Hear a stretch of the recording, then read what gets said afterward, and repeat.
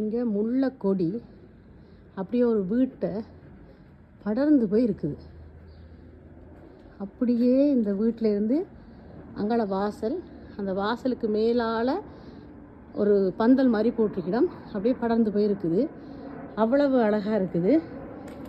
முல்லைப்பூ எனக்கு சரியாக பிடிச்ச பூ. பூக்களை பிடுங்கக்கூடாது, ஆனால் இது இன்றைக்கு இரவே வாடிடுமன்றதால பிடுங்குறேன் தலையில் வைக்கிறதுக்கு. நார்மலாக பூவை பிடுங்கக்கூடாதுன்னு சொல்கிறவ, ஆனால் இது இன்றைக்கு இரவு வாடுற பூ தான், அதால் பிரச்சனை இல்லை. இன்றைக்கு இரவே இது முடிஞ்சிடும். ஒரு நாள் பூத்து மறைகிற பூக்கள்லாம் இந்த பூக்கள், அதால் மல்லிகைப்பூ தலையில் வைக்கிறதுல எந்த ஆபத்தும் இல்லை, அது பிடுங்குறதாலே எந்த பாவம் இல்லை என்று நினைக்கிறேன் நான். நீங்கள் என்ன சொல்கிறீங்கன்னு நான் தெரியலை. என்னை சுற்றி அப்படியே அவ்வளோ அழகாக இருக்குது. வாசனை அப்பா மூக்க துளைக்குது, அவ்வளோ வாசனை. இரவு நேரத்தில் தான் அந்த முல்லை மல்லிகை எல்லாம் வாசனையாக இருக்கும். உங்களோட வீடுகள்லாம் இப்படி இருக்குதா? இப்படி பூக்கள் எல்லாம் பூக்குறதா? நீங்கள் என்ன பூக்கண்டா கூட விரும்பி வைக்கிற நீங்கள் உங்களோட வீட்டில் வளர்க்குற நீங்கள்?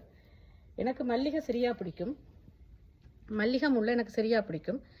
எவ்வளவு நீங்கள் தந்தாலும் நான் தலையில் அள்ளி வைப்பேன், அவ்வளோ விருப்பம் எனக்கு இந்த முல்லைப்பூவிலையும் மல்லிகைப்பூலையும்.